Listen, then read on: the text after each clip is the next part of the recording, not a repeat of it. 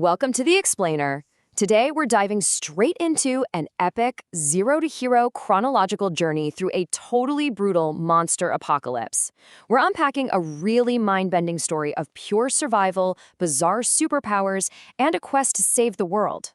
If you're a fan of those ultimate lit RPG-style adventures where the underdog just completely breaks the system, well, you are in for a treat. Let's get right into it. So, picture this for a second. You're just starting your day at a boring, everyday factory job, surrounded by AI robots, and then, suddenly, the world literally ends. Giant orcs, flying wyverns, and mutant hellhounds are just tearing through the streets. Now, most humans actually awaken incredible, godlike combat powers to fight back. Some are shooting raging fire, others are swinging massive glowing swords. So, how do you, a totally ordinary, unlucky guy with absolutely zero natural combat skills or cheat-level martial arts, possibly survive all that? Well, you survive with speed. Specifically, a very precise speed of 100 kilometers per hour. Yup, you heard that right. You survive by literally launching heavy-duty double-door refrigerators at monsters at 100 kilometers an hour.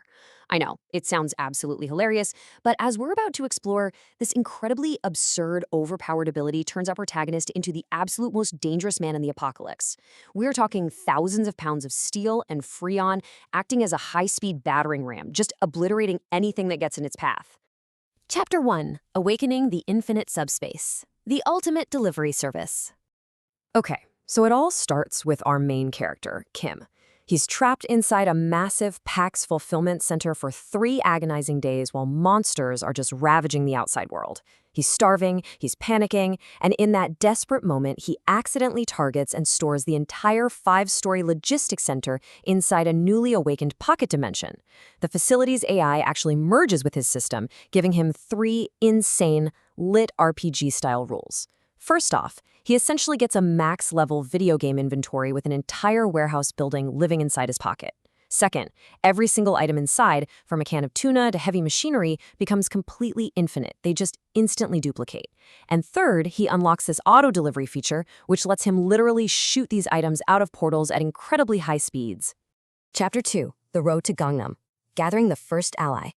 Now, armed with endless food and weapons, Kim's primary goal isn't actually to be some grand hero. He just wants to travel to Gangnam and reunite with his family. Tracing his journey chronologically, we see him finally break out of his warehouse prison on night 3.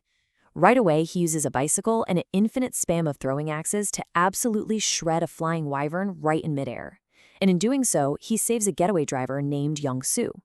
Now, Young-soo happens to have an awakened driving ability, making these two the ultimate dynamic duo. Together, they clear out a massive, monster-infested tunnel, aggressively paving a safe path for other survivors, before they hit a heavily barricaded bridge on day 4. But here's the thing about Kim. He is a total master of strategic escalation.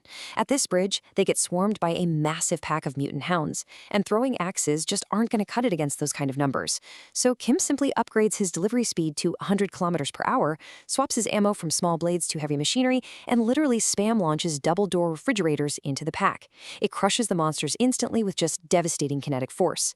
It is an absolutely brilliant, if totally ridiculous, way to use a logistics ability. Chapter 3. Leveling Up and the Military Base. Expanding the Arsenal. So, as Kim fiercely gathers mana stones from all these defeated monsters, his system upgrades to subspace level 2. Now he can safely store up to 20 living humans, effectively turning his pocket dimension into an impenetrable mobile sanctuary. But the real jaw-dropping moment happens during an ambush by rebel thugs at a Joint Commander Communication headquarters. Kim uses his upgraded power to absorb the entire military base city into his subspace. Boom.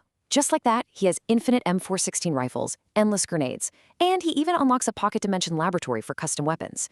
He essentially fits the entire US military arsenal right into his backpack. But wait, having the military in your pocket doesn't actually make you an invincible god. Shortly after absorbing the base, a terrifying, massive Black Wyvern boss ambushes them. Kim and Young-soo unleash absolute hell. They are unloading thousands of rounds and endless grenades right into its mouth for an hour straight. And the result? Barely a scratch. It's this moment of pure terror that proves infinite standard firepower just isn't enough to beat the top-tier, impenetrable monsters of this crazy new world. Chapter 4. Rescuing the Family, the Emotional Core.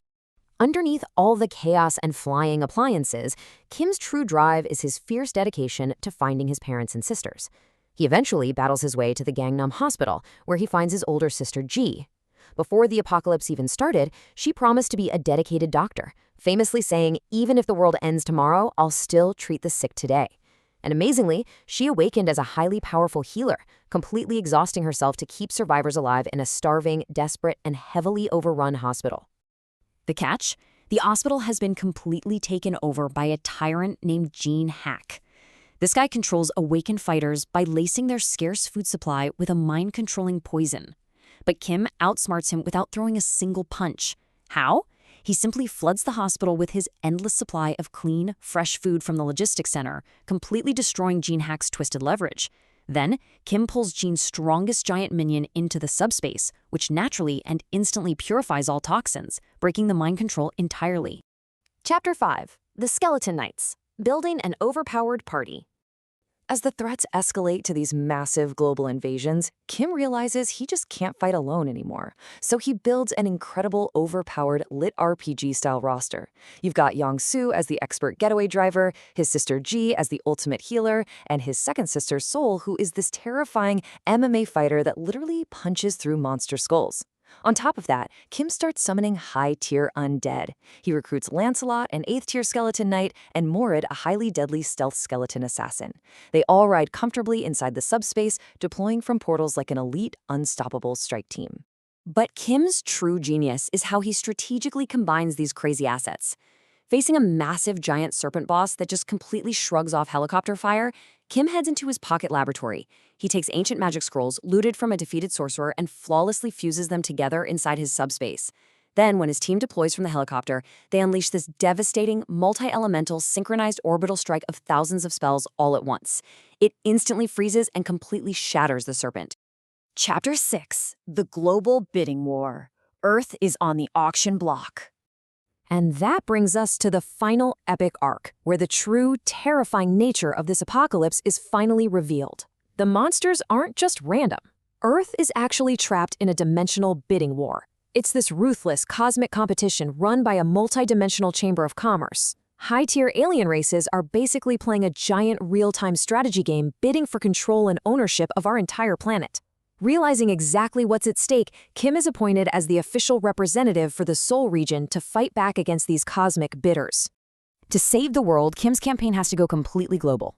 He forcefully seals the massive Lizardmen Gate in Seoul, then flies straight over to Beijing to assist top-tier martial artists in clearing out a terrifying Rank 7 insect dungeon. Right after that, he heads to Japan, where violent fishfolk are slaughtering human survivors under the direct command of alien lords. It turns into an all-out, worldwide cinematic war. Which leaves us with a massive, absolutely mind-bending cliffhanger. In Japan, Kim meets a perfectly normal-looking guy who drops a bombshell. He is actually Madzagi, an overwhelmingly powerful Rank 7 monster of intense, world-ending heat who has been permanently sealed inside a human body. So how will Kim's infinite subspace, his skeleton knights, and his auto-delivery abilities handle a literal cosmic threat trapped inside a human host? Well, it definitely leaves you desperately wondering just how far this warehouse worker's broken powers can truly go. Thanks so much for joining me on this explainer, and keep questioning how the impossible becomes possible.